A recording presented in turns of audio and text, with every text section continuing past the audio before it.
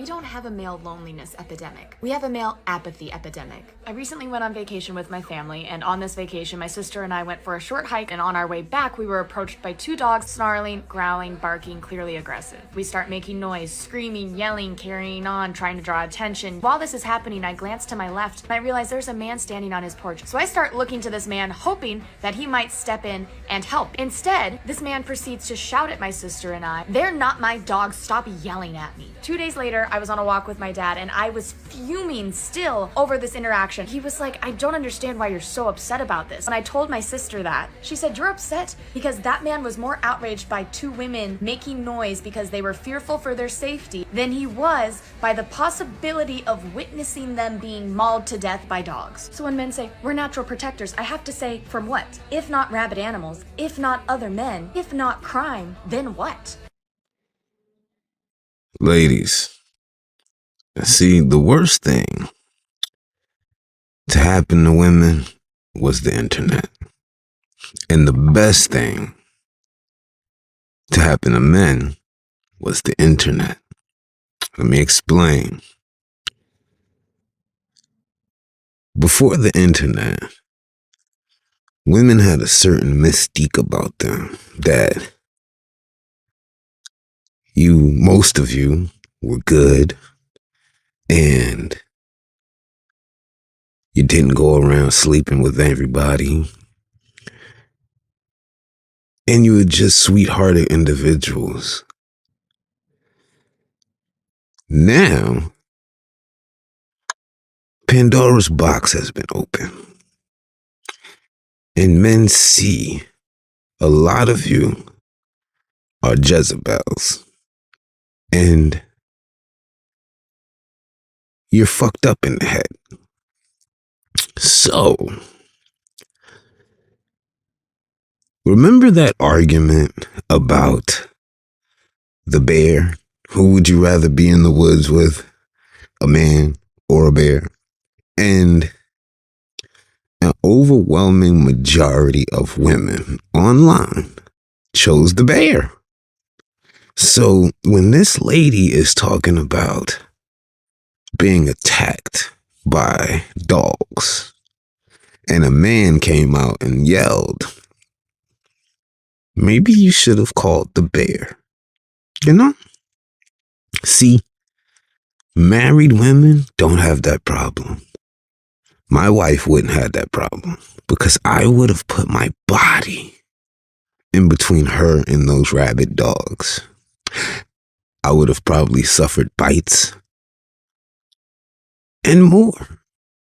And after my wife called the ambulance and the police, or went and got a gun, I would have probably had to suffer stitches and rabies shots. Men are not doing that for you no more. This is what equality looks like, ma'am. Unfortunately, since a large majority of you are strong and independent, guess who has to fight off the rabid dogs? You've made it bad for the actual ladies in the world. Now, I see something online talking about cuffing season. And women are talking about their rosters and all this BS. See, when a woman says she has a roster, that makes a man want to throw up. Because we know when you says, "Oh, I'm dating this guy and this guy," that's just another word for fucking. A lot of you women have slept with so many men that we could create a football team, both sides, and second string. Most of you women have slept with so many men that you have enough sperm inside of your body to populate a small planet. most of you women have slept with so many men that the part of your brain that produces oxytocin has become calcified. So now that cuffing season is here, it's about to be a lot of wet pillows and empty vases this Valentine's Day, my friends. Men are not participating in this bullshit anymore. How do I know? They talk to me. And they realize you're bullshit. You talk too much. You've let the cat out the bag. Men are not going to be participating in cuffing season this year because they know you only want it for Valentine's Day, birthdays, for those of you who falls around this time, Christmas, and New Year's. Once it gets hot, guess who wants to be single and empowered again? You can't have it both ways. I saw a video of a young lady talking, and she said the guy wanted to take her out on a date so he could get to know her. And she said, some of us just want to get cracked open. Wow. See, you're giving away what was so precious. Now it's not anymore because you've given it to everybody, ma'am. You women look like demons out here, and men are no longer surprised by it. They just don't want to participate in it anymore. When they want to get their dick wet, they'll call you. They're not going to spend their hard-earned money on Valentine's Day giving away presents and flowers. Those are the things that the good girls get. Now, for the young men, you guys have to start realizing what a good girl is. She's the one that is probably not online. She makes a lot of posts that read, the quotes and stuff like that, but they're not online a lot. They go to school or they go to work and they come home. They don't really do the club scene like that. They're homebodies. Those are the girls that you need to make your girlfriends and wives. The ones that are feminists, that have the bull ring in their nose. They call it a septum ring. With the pink and yellow hair and more tattoos than I have. Those women are for the streets, my friends. And most men are realizing that. The only way it's going to get better is when this current generation of women have suffered so much that the generation behind them realize, oh, I don't want to be her.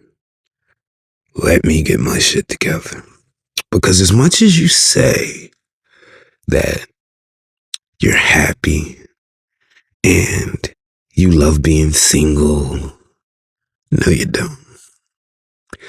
There's something deep in your heart that says, I need somebody.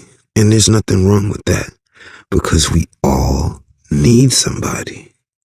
But you women who follow this feminist ideology, a lot of you don't even know where it comes from.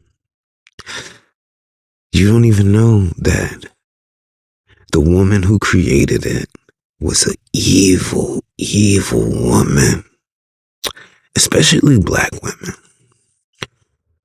See, I don't have too much concern over what other women do, because that's not my group. But black women have been treacherous to the home and to the family. So much so that it started in the 60s and 70s with the feminism. They gave you welfare and Section 8, and all of a sudden they said, we don't need him. We don't need men. See, the world is not progressing right now because of feminism.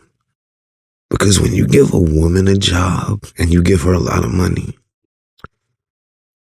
she's greedy with it. She hoards it.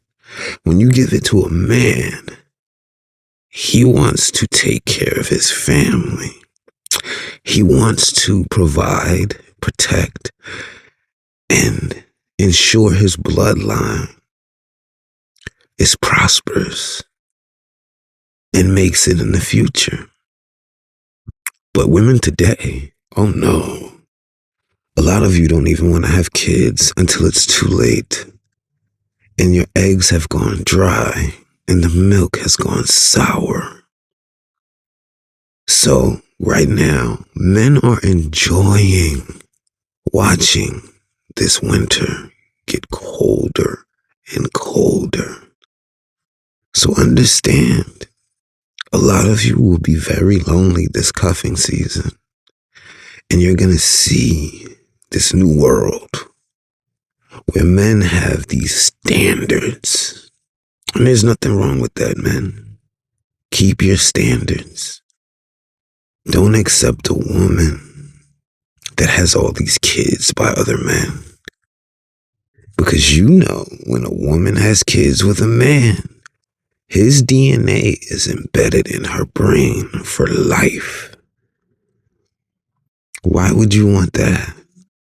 Why would you take that on as a smart individual? You wouldn't.